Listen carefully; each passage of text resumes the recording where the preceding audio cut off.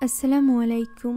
ইন্দোনেশিয়ার লাবুতায়াস গ্রামে আনাগোনা এক ভয়ঙ্কর প্রেতাত্মা মার্নির। মাগরিবের আজানের পর কোনো বাচ্চাকে বাড়ির বাইরে পেলেই তুলে নিয়ে যায় সে, আর কখনোই কোনো বাচ্চা তার কাছ থেকে ফিরে আসে না। তার এই কাজের পেছনে রয়েছে অতীতের এক ভয়ঙ্কর রহস্য, যা জানলে গা শিউরে উঠবে আপনারও। তাই চলুন কোনো রকম স্পয়লার না দিয়ে সরাসরি চলে যাওয়া যাক আজকের এই গল্পে, যার নাম মার্নি দ্য স্টোরি অফ উইউই গম্বেল।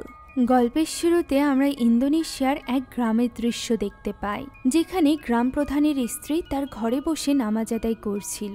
নামাজের মাঝে আমরা তার চোখে পানি দেখতে পাই। এমন সময় বাইরে থেকে গ্রামবাসীর চিল্লাপাল্লার আওয়াজ শোনা যায়, যা শুনে তার ছোট্ট ছেলেটি দৌড়ে চলে যায় জানালার কাছে এবং তার মাকে ডেকে বলে বাইরে মিস মার্নি রয়েছে। যা শুনে তার মা নিজেও জানালার কাছে দৌড়ে আসে। আমরা দেখতে পাই গ্রামবাসীরা একজন মেয়েকে জোর করে ধরে নিয়ে যাচ্ছে, যার কাপড় ছেঁড়া। এই মেয়েটির নামই হলো মার্নি। মার্নি এখানে গ্রাম প্রধানের স্ত্রীর দিকে তাকিয়ে থাকে, আর এরপর তাকে জোর করে গ্রামবাসীরা সামনের দিকে নিয়ে যায়।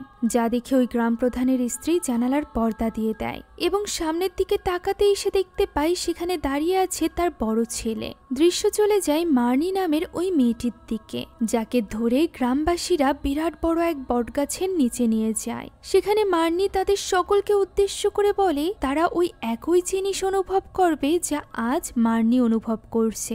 এই বলে মার্নি পাগলের মতো হাসতে থাকে। তখনই তার চোখ যায় সামনে দাঁড়িয়ে থাকা একজন মহিলার দিকে, যার কোলে ছিল মার্নির সন্তান। মার্নি এখানে আকুতি মিনতি করতে থাকে তার বাচ্চাটিকে তার কাছে ফিরিয়ে দেওয়ার জন্য, কিন্তু গ্রামবাসীরা তার কোনো কথাই শোনে না, বরং তাকে সেখানেই ফাঁসিতে ঝুলিয়ে মেরে ফেলে। মার্নির এই নির্মম মৃত্যু দেখে যে কোনো মানুষের আত্মা কেঁপে যাবে, কিন্তু গ্রামবাসীরা তার সাথে এত নির্মমতা, এত বর্বরতা কেন করেছিল তা জানতে হলে পুরো গল্পটি দেখতে হবে। আপাতত দৃশ্য চলে যায় এই ঘটনার 47 বছর পরে 2024 সালে, যেখানে আমরা এক পরিবারকে একটা গাড়িতে করে ওই গ্রামে আসতে দেখতে পাই। এই পরিবারে ছিল মা রাহায়ু, মেয়ে আনিশা এবং ছেলে আআন। রাহায়ু মূলত নিজের দুই ছেলে মেয়েকে নিয়ে এই গ্রামেই শিফট হচ্ছিল, তবে তারা যে গাড়িতে করে আসছিল তা পথেই নষ্ট হয়ে যায়। ড্রাইভার তখন গাড়িটি স্টার্ট করার চেষ্টা করছিল। ওই সময় রাহায়ু লক্ষ্য করে এইখানটায় নেটওয়ার্কের খুব সমস্যা, যেটা তার কাজে ব্যাঘাত দিতে পারে। সে যখন তার ফোন এবং কাজ নিয়ে ব্যস্ত, তখন আআন জেদ করতে শুরু করে ওয়াশরুমে যাওয়ার জন্য।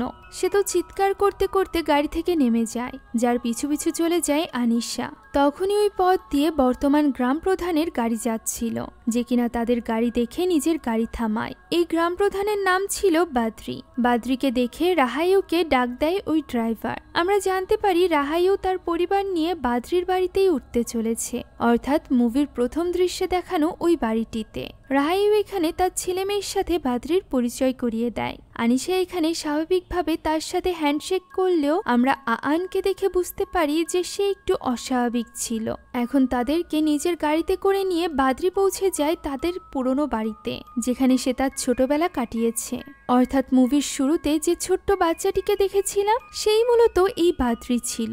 বাদ্রি এখানে জানায় যে তার স্ত্রী অসুস্থ হওয়ার পর তারা এই বাড়িটি ছেড়ে ছোট্ট একটা বাড়িতে শিফট হয়ে গিয়েছে, তাই তো এখন রাহায়ু এই বাড়িটি ভাড়া নিয়েছে। আমরা জানতে পারি রাহায়ুর তার হাজবেন্ডের সাথে ডিভোর্স হয়ে গিয়েছে, যদিও এখানে আসার কথা ছিল রাহায়ু এবং আনিশার, আর আআনের তার বাবার কাছেই থাকার কথা, কিন্তু কোনো এক কারণে রাহায়ু বাধ্য হয়েছে আআনকে নিজের সাথে রাখতে। অর্থাৎ আমরা বুঝতে পারি রাহায়ু তার নতুন শুরু হওয়া এই ব্যস্ত জীবনে আআনের দায়িত্ব নিতে চায় না, তাই তো তার সম্পূর্ণ দেখাশোনা আনিশাই করে।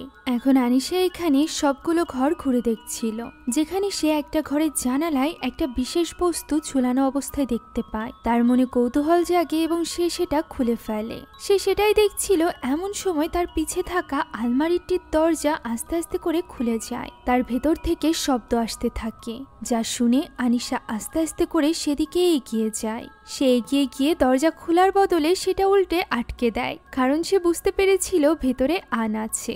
আন এখানে চিৎকার করছিল এবং তার বোনকে দরজা খুলতে বলছিল। এই নিয়ে তাদের দুই ভাই বোনের মধ্যে খুনসুটি হচ্ছিল।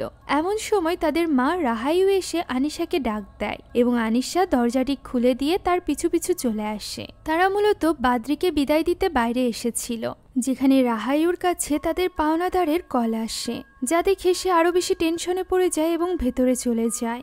আনিশা নিজেও তার মায়ের অবস্থা বুঝতে পারছিল।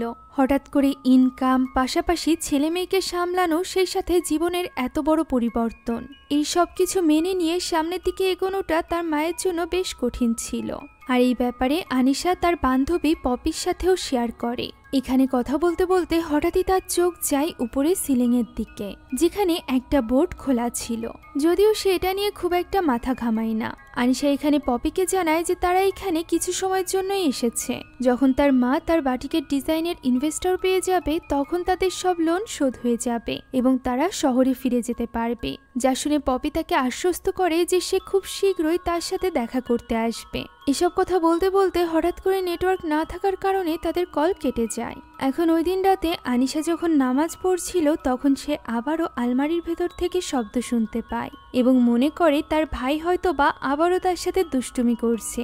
তাই তো সে সালাম ফিরিয়ে নামাজ থেকে উঠে যায় সরাসরি আলমারির কাছে এবং আবারও সকালের মতোই আলমারির দরজাটি বন্ধ করে দেয়। তখনই তার ভাই ওই ঘরে চলে আসে এবং বেডের উপর এসে বসে, যা দেখে আনিশা একেবারেই হতবাক হয়ে যায়। এর মানে আলমারির ভেতরে তার ভাই শব্দ করছিল না, করছিল অন্য কিছু। ওই রাতে খাবার টেবিলেও একটা ঘটনা ঘটে। রাহাইও তখনও খাবারে ব্যস্ত।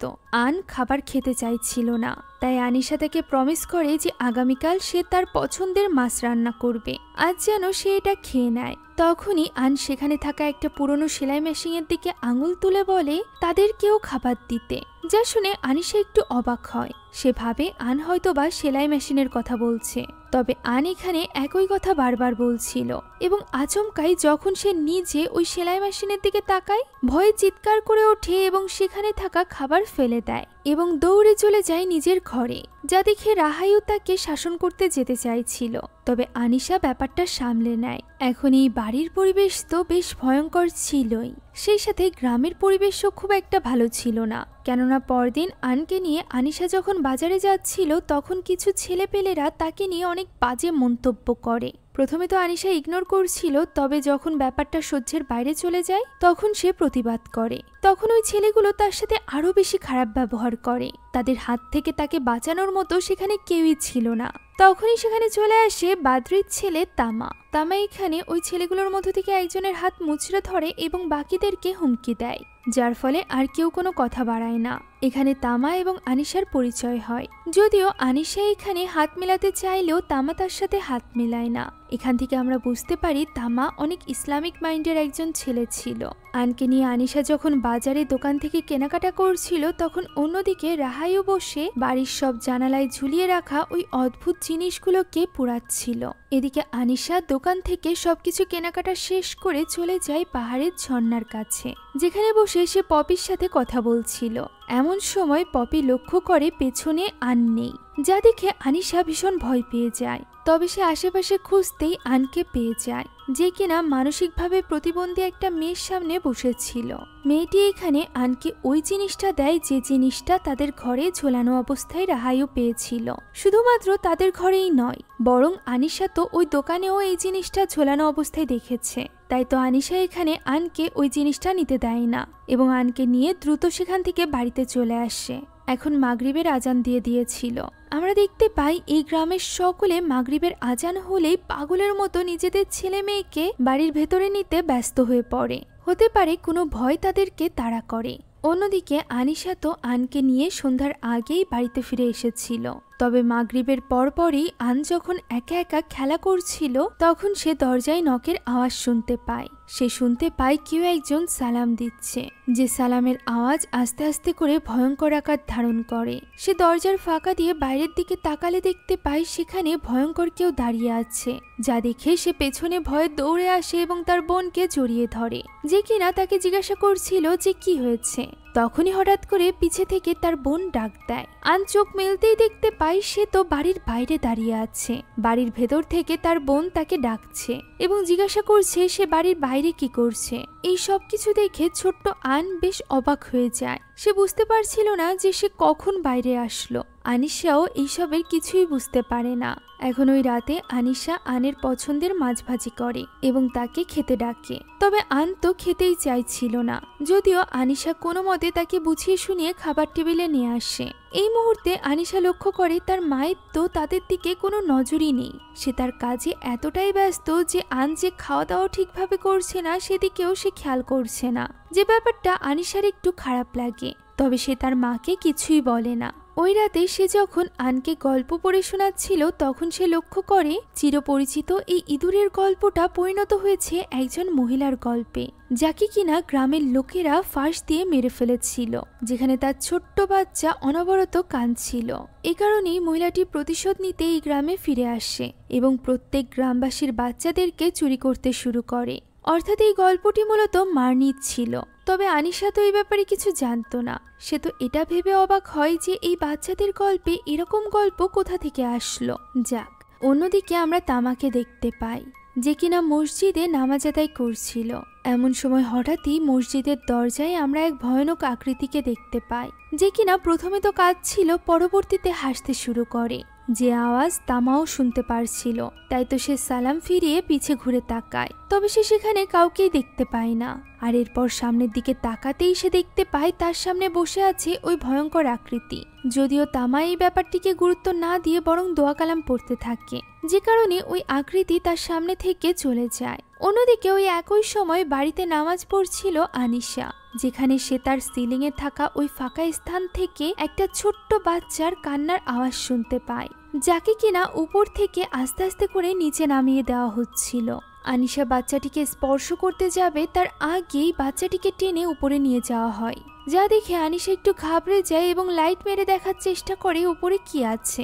কিছু না দেখতে পেয়ে সে একটু ভয় পেয়ে গিয়েছিল, যে কারণে সে ওই ঘর থেকে বেরিয়ে আসে এবং তার মাকে ডাকতে শুরু করে। তখনই সে দেখতে পায় তার মা ঘুমের মধ্যে সেলাই মেশিনে বসে অনবরত সেটা চালিয়ে যাচ্ছিল।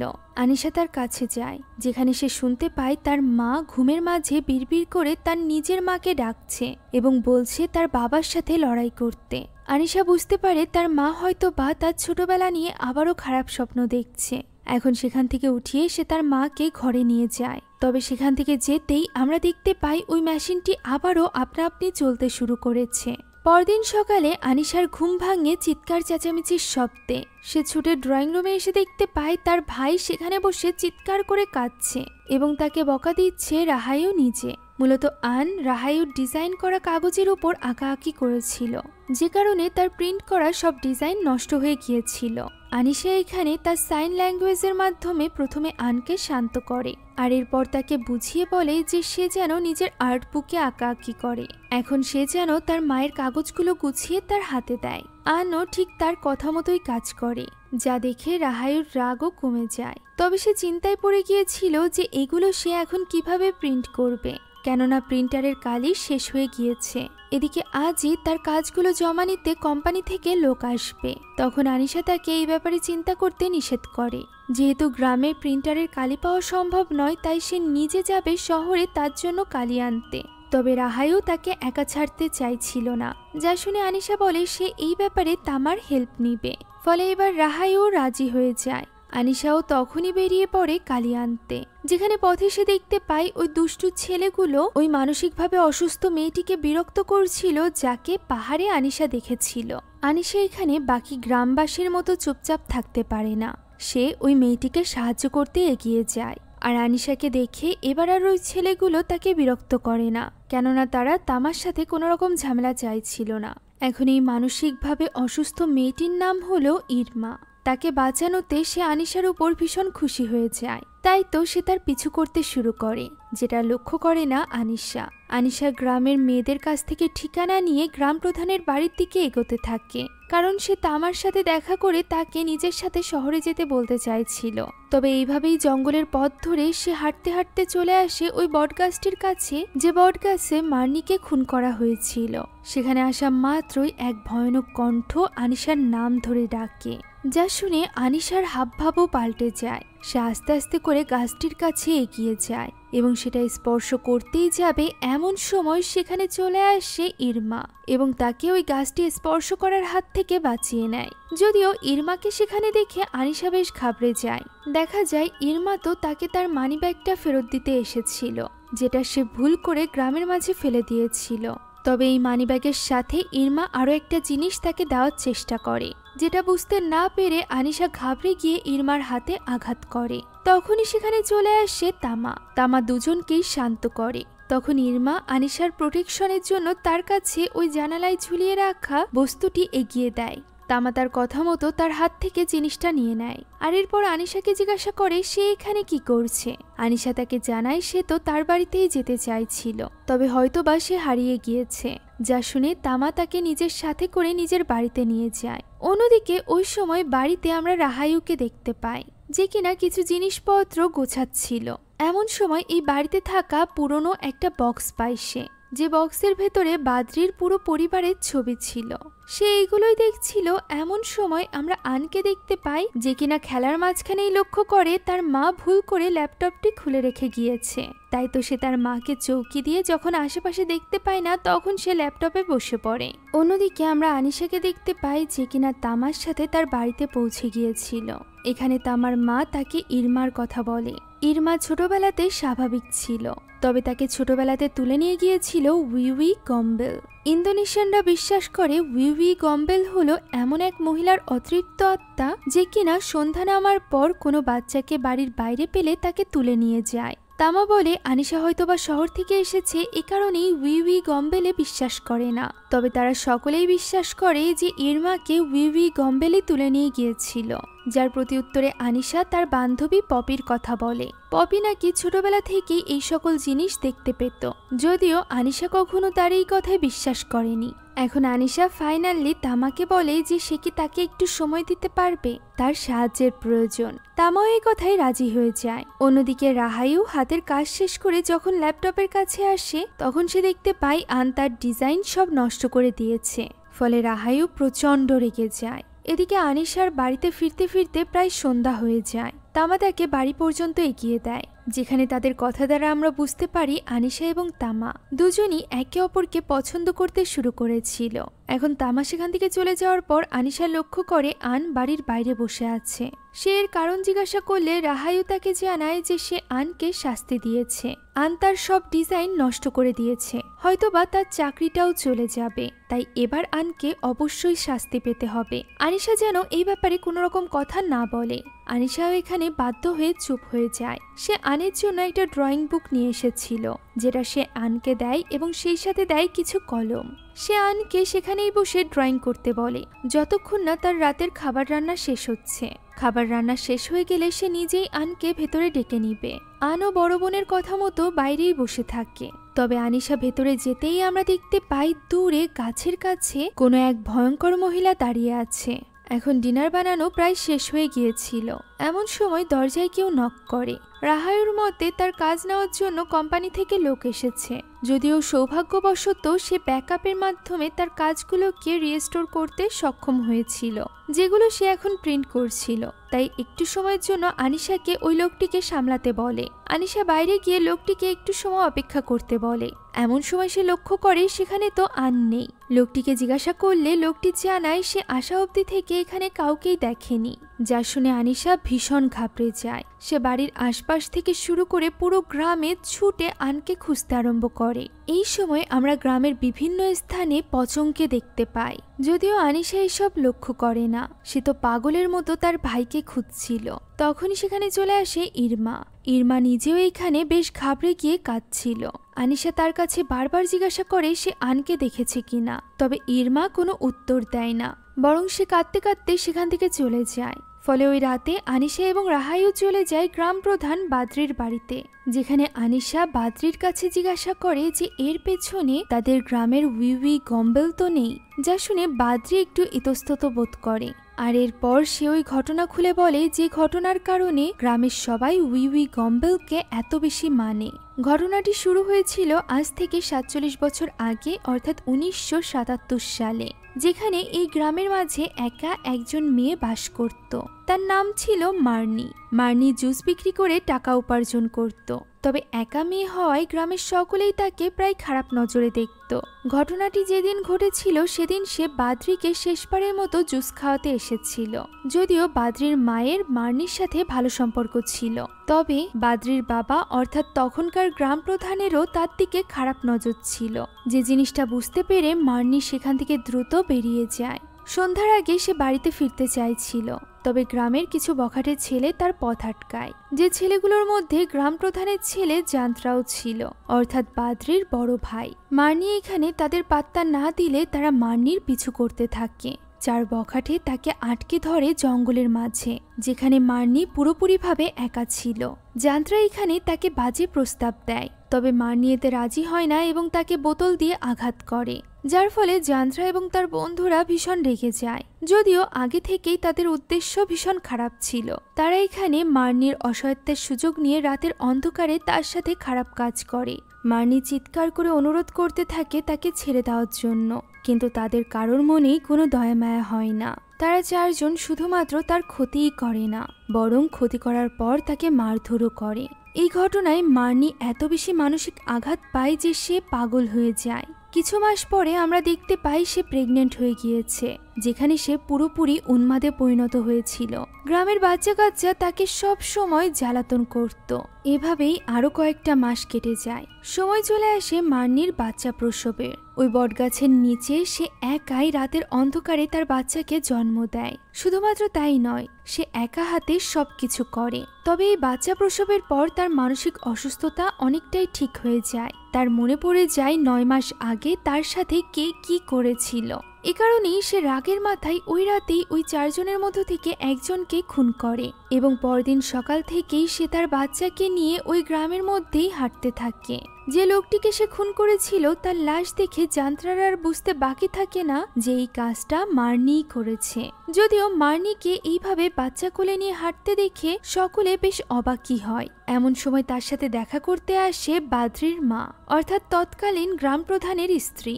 সে ভেবেছিল মার্নি হয়তো বা এখনো পাগল আছে, তাই সে মার্নির সন্তানকে একটা সুন্দর ভবিষ্যৎ দেওয়ার জন্য তার কাছ থেকে নিতে এসেছিল।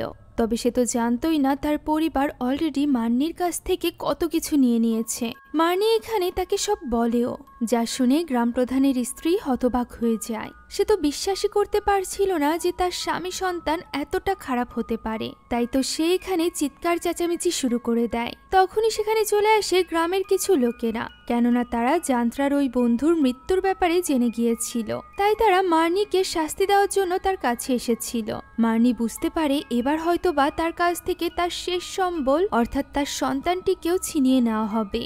তাই তো সে এখানে ছুরি দেখিয়ে সকলকে ভয় দেখাতে থাকে। তখনই কিছু লোকেরা তাকে ধরে ফেলে এবং তার কাছ থেকে ছিনিয়ে নেওয়া হয় তার বাচ্চাটিকে। এতে করে মার্নি আরো বেশি পাগল হয়ে যায়। সে আশেপাশে থাকা সকলকে ওই ছুরি দিয়ে আঘাত করতে থাকে। সে একজনকে তো মেরেও ফেলে, অন্যজনের হাত তার শরীর থেকে আলাদা করে দেয়। এগুলো শুরু হওয়ার আগেই গ্রাম প্রধানের স্ত্রী সেখান থেকে চলে যায়। এখন গ্রামের আরো কয়েকজন ছেলেরা মিলে মার্নিকে আটকে ফেলে। এরপর মহিলারা তাকে বিভিন্ন রকম অপবাদ দিতে থাকে যে সে নাকি ভালো থাকতে গ্রামের পুরুষদেরকে নিজের বশে নিত এবং তাদের সাথে খারাপ সম্পর্কে লিপ্ত হতো। এসবের জের ধরে গ্রামের মহিলারা তার কাপড় টেনে ছিঁড়ে ফেলে। আর এরপর গ্রামের সকলে মিলে তাকে ধরে নিয়ে যায় ওই বটগাছটির কাছে। এই দৃশ্যটি আমরা মুভির শুরুতে দেখেছিলাম। যেহেতু ওই দিনই মার্নি বাদ্রির মাকে সবকিছু জানিয়ে দিয়েছিল, তাই সে মার্নির এই পরিস্থিতি এবং তার মৃত্যুর জন্য নিজেকেই দায়ী করত। নিজের পরিবারের করা এই পাপের প্রায়শ্চিত্ত হিসাবে সে মার্নির সন্তানকে লালন পালন করতে চেয়েছিল। তবে তার সন্তান বেশ দুর্বল ছিল, যে কারণে সে 1 সপ্তাহের বেশি বাঁচতে পারেনি।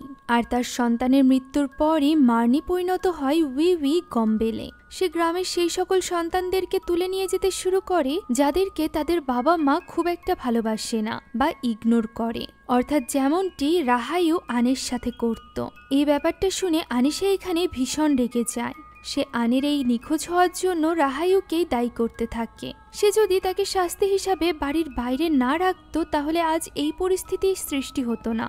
আন অস্বাভাবিক হওয়ায় সে তো তার সন্তানকে কখনো ভালোই বাসেনি, শুধুমাত্র নিজের কাজকেই ভালোবেসেছে। একথা শুনে রাহাইউ এবার রেগে যায়। সে বলে সে যদি কাজ না করে তাহলে তাদেরকে খাওয়াবে কি করে, তাদের ভরণ পোষণ, তাদের স্কুল, এই সব কিছু সে কিভাবে চালাবে। এইসব কিছু নিয়ে মা মেয়ের মধ্যে চিৎকার চেঁচামেচি শুরু হয়ে গেলে কোনো মতে বাদ্রি তাদেরকে থামায় এবং তাদের গ্রামের একটি রীতির কথা বলে যার মাধ্যমে আনকে খুঁজে পাওয়া যেতে পারে। হাতে মশাল জ্বালিয়ে গ্রামের সকলে যদি পুরো গ্রাম জুড়ে পুরো রাত আনের নাম ধরে চিৎকার করতে থাকে তাহলে হতে পারে আন ফিরে আসবে। এই আশা নিয়ে রাহাইউ এবং আনিশাও পুরো গ্রামবাসীর সাথে যোগ দেয়। আর এভাবেই গ্রামের মধ্য দিয়ে হাঁটতে হাঁটতে তারা যখন ওই জঙ্গলে পৌঁছায় তখন আনিশা হঠাৎই তার সামনে মার্নির আত্মাকে দেখতে পায়, যে কিনা পরক্ষণেই ভয়ঙ্কর রূপ বদলে মানুষের রূপে চলে আসে। তাকে এইভাবে দেখে আনিশার যেন কিছু একটা হয়ে যায়। সে সেখানেই মাথা ঘুরে পড়ে যায়। হুঁশ ফিরতেই সে দেখতে পায় তার সামনে বসে আছে মার্নি, যার কোলে রয়েছে আন। সেই সাথে রয়েছে আরো কিছু বাচ্চারা যাদেরকে মার্নি নিয়ে গিয়েছিল।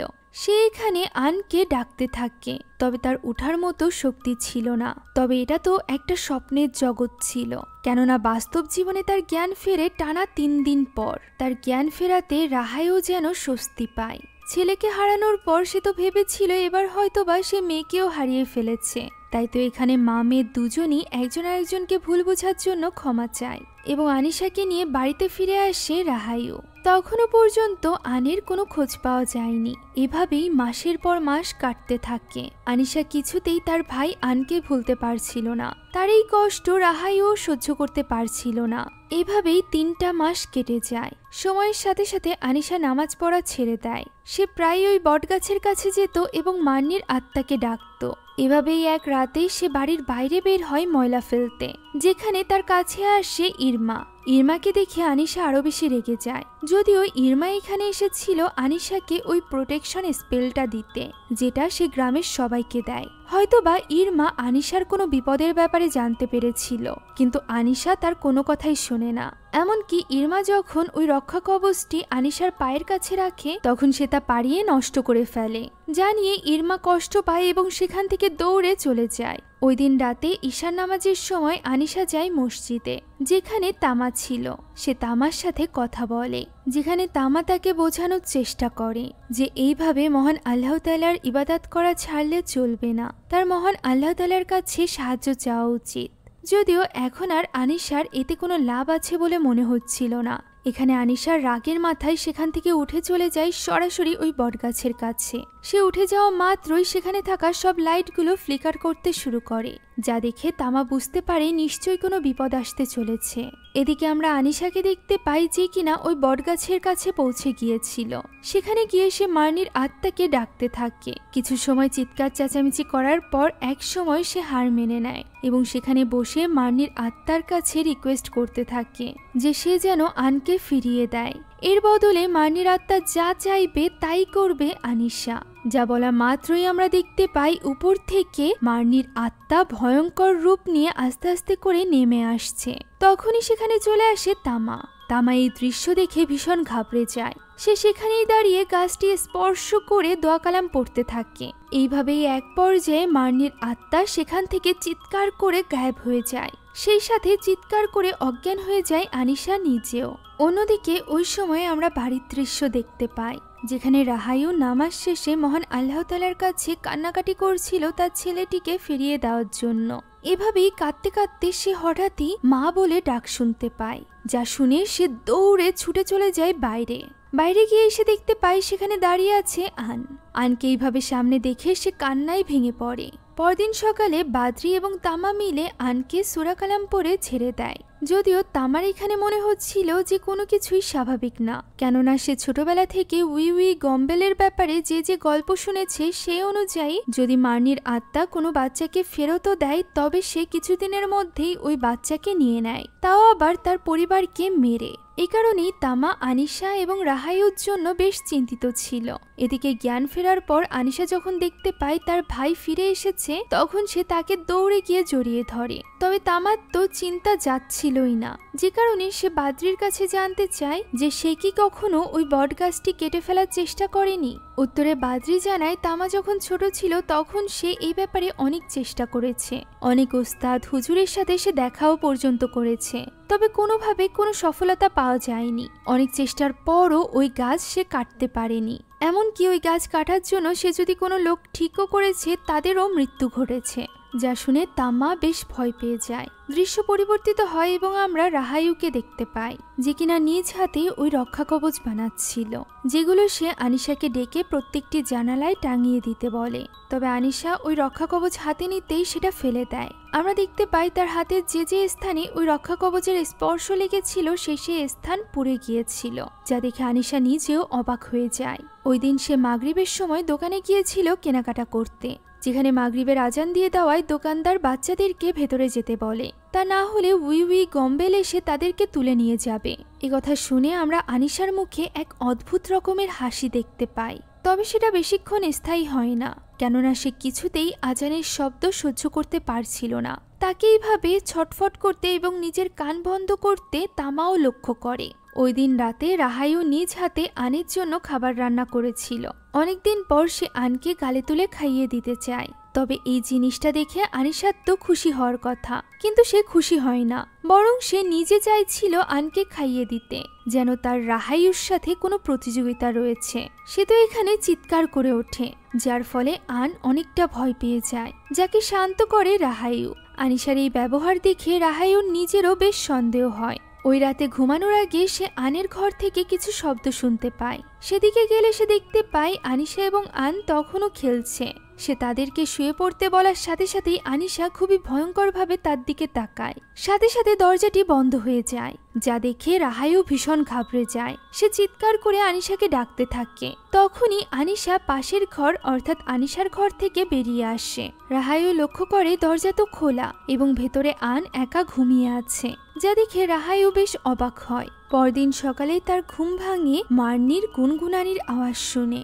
সে নিজের পায়ের কাছে মার্নিকে বসা অবস্থায় দেখতে পায়, যে কিনা পরক্ষণেই গায়েব হয়ে যায়। আমরা দেখতে পাই ওই একই গান গুনগুন করে গাইছিল আনিশা এবং সে আনকে রেডি করছিল, কেননা তারা দুজন সকালের নাস্তা বানানোর জিনিসপত্র কিনতে বাজারে যাবে। তখনই সেখানে রাহাইও আসে এবং আনিশাকে বাইরে যেতে নিষেধ করে। সে বলে সে নিজেই সবকিছু করবে, এখন থেকে সেই তাদের জন্য খাবার বানাবে। যা শুনে আনিশা বলে এটা তো তার কাজ না, সে কবে থেকে তার ছেলে মেয়েকে যত্ন করার ব্যাপারে ভাবছে। যা শুনে রাহাইও এবার আনিশাকে ডাক দেয় এবং বলে সে তার ভুলের জন্য অলরেডি আনিশার কাছে ক্ষমা চেয়েছে।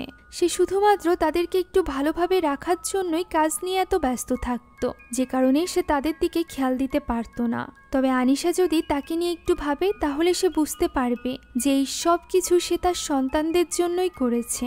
যা শুনে আনিশা এবার আরো আজে বাজে কথা বলতে থাকে।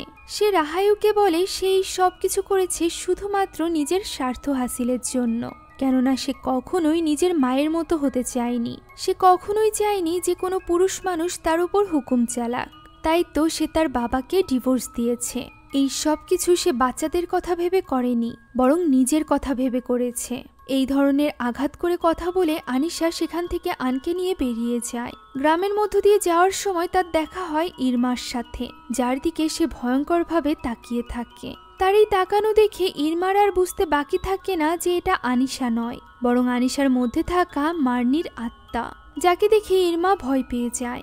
এদিকে ওই দিনে আমরা আনিশার বান্ধবী পপিকে গ্রামে আসতে দেখতে পাই, যাকে গ্রামের দুজন লোক বাড়িতে এগিয়ে দেয়, যেখানে আনিশা পপিকে দেখে ভীষণ খুশি হয়ে যায়। পপি ভেতরে আসে এবং আনিশা তার কাছে জিজ্ঞাসা করে যে এই বাড়িতে কোনো ভূত আছে কিনা, সে কাউকে দেখেছে কিনা। পপি উত্তরে বলে এই বাড়িতে বেশ কয়েকটা ভূত আছে, একটা আছে সেলাই মেশিনের কাছে, আরেকটা আছে আনিশার ঘরের সামনে, এছাড়া আনিশার ঘরের সিলিং এর উপর যে ফাঁকা জায়গা ওইখানে একটা আছে, সেই সাথে রয়েছে রান্নাঘরে একটা।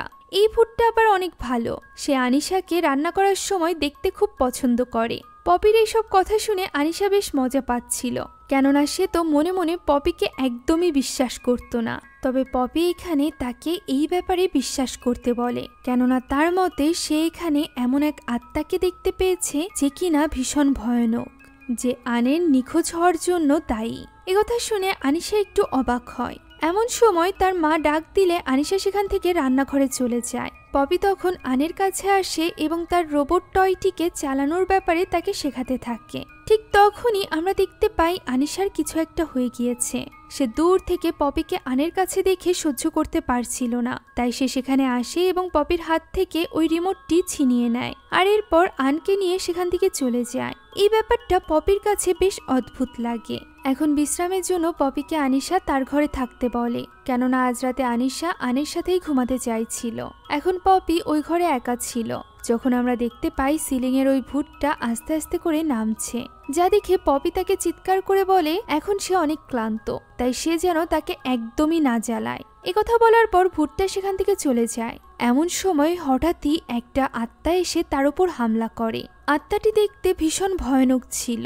তখনই পপি কোনো মতে হাতের কাছে একটা স্পেলের কাপড় পেয়ে যায়, যেটা ওই আত্মাকে স্পর্শ করাতেই আত্মাটি সেখান থেকে গায়েব হয়ে যায়। আমরা দেখতে পাই এই কাজে পপিকে আরেকটি ভালো আত্মা সাহায্য করেছিল, অর্থাৎ পপি যে আত্মাদেরকে দেখতে পাই এই ব্যাপারটা পুরোপুরি সত্য ছিল। পরদিন পপি এবং আনকে নিয়ে আনিশা যায় ওই ঝর্ণার কাছে।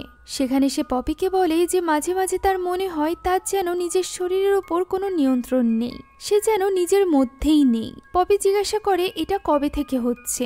উত্তরে আনিশা বলে যেদিন থেকে আন ফিরে এসেছে। এমন সময় আন চিৎকার করতে শুরু করে। সে চিৎকার করে বারবার বলছিল যে সে তার মায়ের কাছে যেতে চায়, সে তার মাকে মিস করছে। আনিশা তাকে হাতের ইশারায় শান্ত করার চেষ্টা করলে সে উল্টে আনিশাকে একটা থাপ্পড় মেরে দেয়, যে কারণে তারা আর দেরি করে না এবং তখনই আনকে নিয়ে বাড়ির উদ্দেশ্যে রওনা হয়। যেখানে পৌঁছেই আন দৌড়ে চলে যায় বাড়ির ভেতরে, তার পিছু পিছু যায় আনিশাও। তবে পপি যাওয়ার আগেই তাকে পেছন থেকে ডাক দেয় ইরমা। ইরমা এখানে পপিকে ওই রক্ষা কবচ দেয়, যেটা নেওয়ার জন্য অনুরোধ করতে গিয়ে ইরমা তার পা পর্যন্ত ধরতে যায়।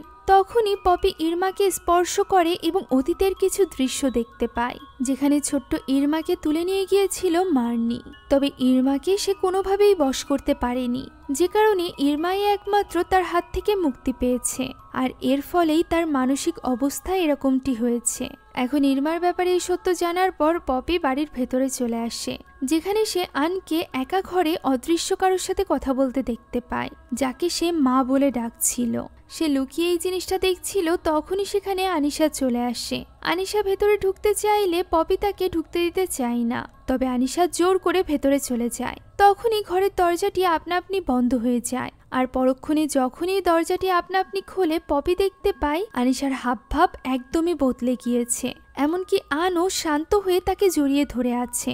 সে আনকে কোলে নিয়ে পপির সামনে দিয়েই চলে যায়। এই পুরো ঘটনায় পপির এবার আনিশার উপর সন্দেহ হতে থাকে, যে কারণে ওই দিন রাতে খাবার খাওয়ার সময় সে বিভিন্ন রকমের কথা বলে এটা জানার চেষ্টা করছিল যে আনিশার কোনো কিছু মনে আছে কিনা, অর্থাৎ তাদের প্রথম পরিচয় কোথায় হয়েছিল, এছাড়া আন্টির হাতের প্যানকেকের কথা তার মনে আছে কিনা। অথচ রাহাইও তো কখনো তাদের জন্য কেকই বানায়নি। আনিশা এখানে সবকিছুর উত্তরই ভুলভাল দেয়, কেননা আনিশার শরীরে তখন আনিশা নয় বরং মার্নির আত্মা ছিল। তবে এটা যে পপি ধরে ফেলেছে এই ব্যাপারটা সে মার্নিকে মোটেও বুঝতে দেয় না। সে এখানে কোলের উপর একটা স্পেল রেখে দিয়েছিল, যার ফলে আনিশার ভেতরে থাকা মার্নির ভীষণ কষ্ট হচ্ছিল। তাই তো সে এখান থেকে বাহানা করে রান্নাঘরে চলে যায়, যেখানে তার উপর নজর রাখার জন্য ভিডিও ক্যামেরাওয়ালা রোবটটি পাঠায় পপি, যার মাধ্যমে দেখা যায় আনিশা সেখানে ছটফট করছে। এরই মধ্যে দরজায় নক হয় এবং রাহাইও সেখান থেকে উঠে দরজা খুলতে চলে যায়। তাদের বাড়িতে এসেছিল বাদ্রি এবং তামা। তারা এখানে রাহাইও এবং আনিশাকে দাওয়াত করার জন্য এসেছিল। এদিকে আনিশা যে স্বাভাবিক না এটা বুঝতে পেরে পপি তার কাছে চলে যায় এবং একটা পবিত্র ছুরি আনিশার দিকে তাক করে বলে তার ভেতরে থাকা আত্মা যেন বের হয়ে যায়, যা শুনে আনিশা এবার রেগে যায়। তার ভেতরে থাকা আত্মা অর্থাৎ মার্নি এবার সামনাসামনি চলে আসে। দেখা যায় আনিশা পুরোপুরিভাবে পজেসড হয়ে গিয়েছে। সে এখানে পপির উপর হামলা করে, এমনকি এক পর্যায়ে সে পপিকে আহতও করে দেয়। এইসব কিছুর আওয়াজ শুনে তখনই সেদিকে ছুটে আসে রাহাইও, বাদ্রি এবং তামা। রাহায়ুর সামনে থাকায় আনিশার হামলার শিকার হয় সে। বাদরি তাকে কোনো মতে সামলে অন্য ঘরে নিয়ে যায়। তবে তামা সেখানেই থেকে আনিশার ভেতরে থাকা মার্নির আত্মাকে বের করার চেষ্টা করছিল। এখানে বেশ কিছুক্ষণ তাদের দুজনের মধ্যে লড়াই হয় এবং এক পর্যায়ে আনিশার ভেতর থেকে মার্নির আত্মা বেরিয়ে আসে। তাকে এইভাবে সামনে দেখে তামা বেশ ভয় পেয়ে যায়। সে সশরীরে এসেই তামার উপর হামলা করে, আর এই সুযোগ নিয়ে পপি আনিশাকে ভেতরে নিয়ে যায়। আর এরপরই শুরু হয় তামা এবং মার্নির ভয়ঙ্কর লড়াই। তামা এখানে আল্লাহর নাম নিয়ে ওই শয়তানের সাথে লড়াই করে চলেছিল, তবে শক্তির দিক থেকে সে কিছুতেই তার সাথে পেরে উঠছিল না। যতবারই সে মার্নিকে আঘাত করছিল ততবারই মার্নি ঠিক হয়ে যাচ্ছিল। এমনকি সে তো এক পর্যায়ে মার্নির একটা পা তার শরীর থেকে কেটে আলাদা করে ফেলে, তবে এতে কোনো লাভ হয় না, কেননা তার শরীর থেকে আবারও নতুন করে পা তৈরি হয়। এখানে এক পর্যায়ে মার্নি তামাকে নিচে ফেলে তার গলা চেপে হত্যা করতে যাচ্ছিল।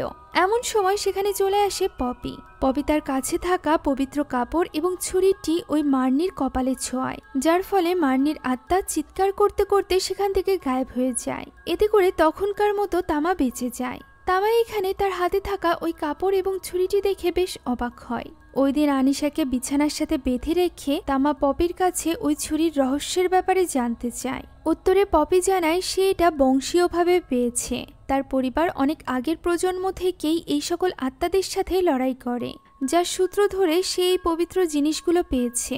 সে এখানে কথা বলছিল এমন সময় আনিশার জ্ঞান ফিরতে শুরু করে, যা দেখে তার কাছে ছুটে যায় রাহায়ু। ঠিক তখনই আনিশা তার হাতে কামড়ে ধরে, আর এরপর সে একে একে সকলকে নিয়ে আজে বাজে কথা বলতে থাকে। প্রথমে রাহায়ু, এরপর বাদ্রি, তারপর তামা। সে এও বলে দেয় যে তামা আনিশাকে ভালোবাসার নজরে দেখে, যেটা একটা খারাপ নজর। এইভাবেই কথা দিয়ে সে সবাইকে উল্টোপাল্টা বুঝাচ্ছিল। তখনই পপি সেখানে চলে আসে এবং ওই ছুরিটি তার মাথায় ধরে। এর ফলে আনিশার ভেতরে থাকা মার্নির আত্মার কষ্ট হচ্ছিল, তাই তো সে এখানে আনিশার হয়ে অভিনয় করতে শুরু করে। সে পপিকে বলে তার কষ্ট হচ্ছে, সে কি তার বেস্ট ফ্রেন্ডের কষ্ট দেখতে পাচ্ছে না? যা শুনে পপি এবার দুর্বল হয়ে পড়ে এবং তার মাথা থেকে ওই ছুরিটি সরিয়ে নেয়, যেটার সুযোগ নিয়ে মার্নি তার এক হাত মুক্ত করে ফেলে এবং তামাকে কামড়ে আর এক হাত ছাড়িয়ে সে ঝাঁপিয়ে পড়ে বাদ্রির উপর। সে বাদ্রির উপর হামলা করেছে দেখে রাহায়ু তখনই আনকে নিয়ে অন্য ঘরে চলে যায়। এদিকে মার্নির আত্মাও পপি এবং তামাকে আহত করে তার পিছু পিছু ছুটতে থাকে। সে এখানে রাহায়ু এবং আন যে ঘরে ছিল সেই ঘরের দরজা জোরে জোরে খোলার চেষ্টা করছিল। একদিকে ভেতরে থাকা রাহায়ু চেষ্টা করছিল দরজা বন্ধ রাখার, অন্যদিকে আন চিৎকার করে মার্নিকেই মা বলে ডাকছিল এবং চিৎকার করে বলছিল যে সে মার্নির সাথেই থাকতে চায়। এমন সময় সেখানে চলে আসে ইরমা। ইরমা বাইরে থেকে এই সবকিছু বুঝতে পেরে ভেতরে আসা মাত্রই আনিশার উপর হামলা করতে থাকে। সে ওই রক্ষা কবচ তার দিকে মারতে থাকে, যার ফলে মার্নি প্রথমে তো একটু ভয় পেয়ে যায়। তবে ইরমার হাতের রক্ষা কবচ শেষ হয়ে গেলে সে ইরমার উপরই হামলা করে। ইরমা এবং মার্নির আত্মার মধ্যেও এখানে বেশ কিছুক্ষণ লড়াই হয়। এক পর্যায়ে আনিশার শরীরে থাকা মার্নির আত্মা ইরমা সহ জানালা দিয়ে বাইরে লাফিয়ে পড়ে। এদিকে ঘরের ভেতরে থাকা আন বাইরে থাকা মার্নিকেই মা বলে ডাকছিল, যা দেখে রাহায়ু তাকে বোঝানোর চেষ্টা করে যে রাহায়ু হলো তার মা, কিন্তু সে কোনো কথাই শুনতে রাজি হয় না। এমন সময় তার হাতের ধাক্কায় রাহায়ু দূরে গিয়ে পড়ে। সে দেখতে পায় সেখানে চলে এসেছে মার্নির আত্মা, যে কিনা আনকে কোলে নিয়ে সেখান থেকে বেরিয়ে যাচ্ছিল। যা দেখে রাহায়ু চিৎকার করে তার সন্তানকে ফিরিয়ে দিতে বলে, যা শুনে মার্নি তাকে আঘাত করে দূরে ছুঁড়ে মারে। এর ফলে রাহায়ু বেশ খানিকটা আহত হয়ে পড়ে এবং সে এবার মার্নির কাছে অনুরোধ করতে থাকে যে তার জন্য একজন সিঙ্গেল মা হওয়া সহজ ছিল না। সে অনেক ভুল করেছে, তবে সে নিজের সন্তানকে ভালোবাসে। মার্নিও তো একজন মা, সেও তো এইসব ভোগ করেছে, তারও তো তার কষ্ট বোঝা উচিত। একথা শুনে মার্নি তার কোল থেকে আনকে নামিয়ে দেয় এবং তার দিকে এগিয়ে আসে। আমরা বুঝতে পারি মার্নি হয়তো বা তার কষ্ট বুঝতে পারছে। সে এখানে রাহায়ুকে সান্ত্বনা দিতে থাকে যে রাহায়ু সারা জীবন তার মাকে দায়ী করেছে, যে তার মা কেন তার বাবার কোনো অন্যায়ের প্রতিবাদ করেনি, কেন সারা জীবন তার হাতে মার খেয়েছে, অপমানিত হয়েছে। কিন্তু এটাই তো মায়ের ভালোবাসা। সেই সব কিছু করেছে শুধুমাত্র রাহায়ুর জন্য। সে নিজের সুখ খুশির আত্মত্যাগের মাধ্যমে রাহায়ুর ভবিষ্যৎ ঠিক করেছে। একথা বলতে বলতেই স্বাভাবিক চেহারার মার্নি তার পেটের ভেতর দিয়ে হাত ঢুকিয়ে পিঠের ভেতর দিয়ে বের করে নিয়ে আসে। অর্থাৎ সে রাহায়ুকে কোনোভাবে সান্ত্বনা দিচ্ছিল না, বরং সে তো তাকে অনুভব করাচ্ছিল যে সে একজন ভালো মা নয়। আর এটা অনুভব করিয়ে সে রাহায়ুকে সেখানেই মেরে ফেলে। তাকে মেরে ফেলে মার্নি আনকে নিয়ে ওই বাড়ি থেকে বেরিয়ে আসে। ততক্ষণে বাইরে পড়ে থাকা আনিশার জ্ঞান ফিরে এসেছিল। সে দেখতে পায় আনকে নিয়ে মার্নির আত্মা উড়ে চলে যাচ্ছে। সে চিৎকার করে আনকে ডাকতে থাকে এবং কাঁদতে থাকে, তবে এতে কোনো লাভ হয় না। মার্নি এবং আন দুজনই গায়েব হয়ে যায়। এখন এই ঘটনার কয়েকদিন পরের দৃশ্য আমরা দেখতে পাই, যেখানে রাহায়ুর কবরের কাছে সকলে উপস্থিত ছিল। আনিশা এখানে তার মাকে প্রমিস করে যে সে ঠিকই আনকে খুঁজে বের করবে। এখন সেখান থেকে তারা যখন চলে আসছিল তখন তারা একটা স্পেশাল কবর দেখতে পায়, যেটার উপর ছাতি রাখা ছিল। এই ব্যাপারে জিজ্ঞাসা করলে গোরস্থানের ওই লোকটি জানায় এটি একটি স্পেশাল কবর, যেখানে প্রায় গ্রামের সবাই জিয়ারত করতে আসে, কারণ এটি হলো এই গ্রামের উইভি গম্বেল মার্নির সন্তানের কবর। যা শুনে আনিশা এখানে তার ভাইকে খোঁজার প্রথম ক্লু পেয়ে যায়। তখনই পপি তাকে জানায় যে সে ইরমাকে স্পর্শ করার মাধ্যমে তার অতীতের ব্যাপারে জেনেছিল, যে সে কিভাবে মার্নির হাত থেকে মুক্তি পেয়েছিল। তার বিশ্বাস ইরমাও তাদেরকে এই ব্যাপারে সাহায্য করবে। তখন আনিশা বলে সে ওই কবর এবং ইরমার সাহায্যে ঠিকই আনকে খুঁজে বের করবে, আর এই কাজে তামা এবং পপিও তাকে সাহায্য করবে বলে ওয়াদা করে। তখনই তারা লক্ষ্য করে দূরে বসে আছে ইরমা। ইরমাকে তারা নিজেদের দলে নিয়ে নেয়, আর এখান থেকেই শুরু হয় আর এক নতুন লড়াই, মার্নির আত্মাকে পুরোপুরি শেষ করে দেওয়ার লড়াই। তারা কি এই লড়াইয়ে জিততে পারবে? এটা আমরা দেখতে পাবো এই মুভির দ্বিতীয় পার্টে, যেটা রিলিজ পাওয়া মাত্রই আমি আপনাদের জন্য নিয়ে আসবো। আপাতত আমরা দেখতে পাই মার্নির আত্মা তখনও পর্যন্ত শান্ত হয়নি। সে ওই দিনও মাগরিবের সময় একটা বাচ্চা মেয়েকে তুলে নিয়ে যায়, যার নাম ছিল আলদো। আর এখানেই এই গল্পটি শেষ হয়ে যায়। আশা করছি এই গল্পটি আপনাদের কাছে ভালো লেগেছে। যদি ভালো লেগে থাকে তাহলে একটি লাইক এবং একটি কমেন্ট করতে ভুলবেন না। সম্পূর্ণ মুভিটি আমাদের টেলিগ্রাম চ্যানেলে আপলোড দেওয়া আছে, তাই মুভিটি দেখতে চাইলে কমেন্ট বক্সে দেওয়া লিঙ্ক থেকে এখনই জয়েন করুন আমাদের টেলিগ্রাম চ্যানেলে। Thank you so much for watching this video. আল্লাহ হাফেজ।